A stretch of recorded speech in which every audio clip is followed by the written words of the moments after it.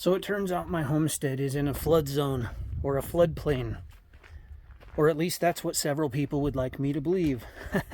I had a bunch of comments over the years that I'm in a floodplain and therefore my land is worthless. And I get it. I think some people just want to have fun, but there's also another 100 or so comments. I just searched this morning. I put in flood and there's got to be 100, 200 comments more or less asking about how do you know if you're in a flood zone? What if I am in a flood zone? How does the flood zone work? How do you even know if you're in a flood zone? So I figured that this would be a pretty good topic. And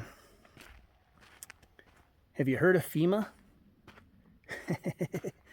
That's the easiest way to find out if you're in a flood zone, is just go to the FEMA website.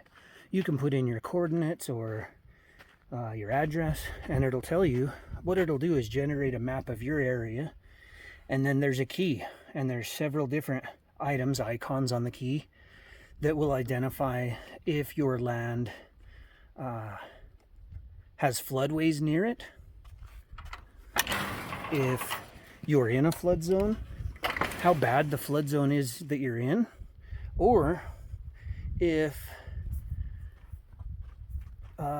they really haven't done much research in your area because you're so rural, which in fact is my situation basically. If you go to pull up whether I'm in a flood zone, what you'll see is there are some floodways that are nearby, and that's where they can expect that water is supposed to drain and go. And in fact, you're not allowed to block those floodways because you could cause a flood. But there's another zone, and it basically says like this area basically hasn't been fully researched, and it could potentially flood. And in fact, anywhere that it rains can flood. It's a matter of how likely. By the way, I was training the horses this morning. I almost got the halter on Sage, and Ginger allowed me to halter her, lead her, throw the blanket on her, and then I basically hopped up as far as I could while still on my tippy toes and just hung on the back of her for about an hour. Just hung out like as if I was riding her, and she let me do that. And I wouldn't doubt if we're saddle her up and hop on there pretty soon. If you guys are curious how I can power all the pumps to pump water anywhere on the homestead, I'll drop a link down below for Shop Solar. You can check them out. They can help you to design a system, or they have several systems that are designed. And if you buy one using my link, it'll help my homestead a little bit. So there's places that they haven't determined are flood zones, but could potentially be, like my place. But what a lot of people don't realize is I'm not just down in the low desert. I'm in the high desert, quite high actually. It's mountainous. I'm at around 6,000 feet elevation. So I'm actually on the side of a mountain, and I'm close to the edge of the mountain, and it slopes down away from the homestead. And so even if there was some sort of catastrophe rainstorm, the water would just cook on by and then down into those floodways, which are there to pull the water away so that a place doesn't flood. So I'm actually in a pretty good position where you'd have to build a dam at the edge here, to really ever flood. It could have a lot of water run through it, but it's not going to hold those huge amounts of water except for the places that I've carved that fall down below that level. In addition to that, there are places they've determined that are going to flood 1 to 3 feet. You probably don't want to build your homestead there, and then they have 1%. You got like a 1% chance in 100 years that your place would flood on some places, and then you got places that are I think it's 1% within 500 years. Those are just examples, and that's kind of how it's placing bets on if a place is going to flood, because this is all about insurance, is why this website even exists. Do you need insurance on your house? How much is it going to cost? And all that kind of stuff. So when you search your area, there's going to be kind of a blue square around it that says this is the area you're searching. So don't worry about that. That's just showing that it just indicates that's the area you're searching. But if you look at the key, there are other tones of blue and shades and patterns that indicate different things. And then there's numbers and whatnot. Like D would say that they haven't really determined if your place would flood, but it's possible. And so there would be other places that are noted that, you know, hey, this place floods 1 to 3 feet off, you know, often. And it'll mark where flowways are, where the water's supposed to go. And yeah, so you can look at the map. That's the easiest way, is FEMA.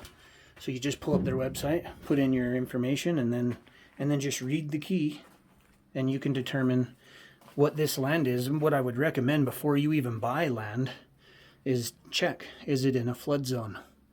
And a lot of places are in some kind of flood zone, by the way, so don't panic immediately, but determine, is it like 1 to 3 feet, you know, or you know, if you're possibly going to have a flood every 100 years, maybe that's not a problem for you. So just yesterday, I got a comment asking if I was in a flood zone, because it looks like the place they're trying to buy has it listed that there's, like, I guess they said something like heavy flooding, you know.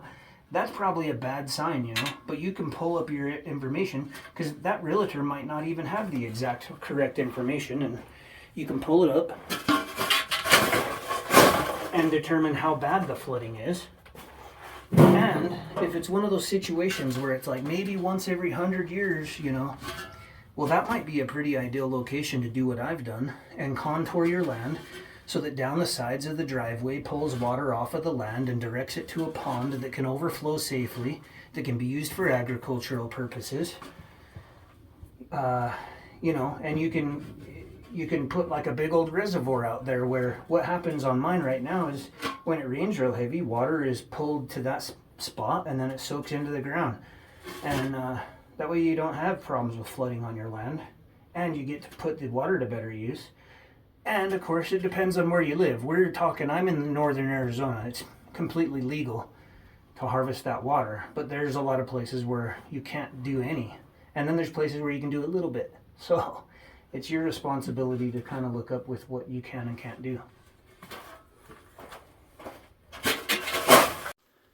So you see that corner post out there is the corner of my property. Between that corner post and this corner post is the pasture for the horses. It surrounds the entire homestead.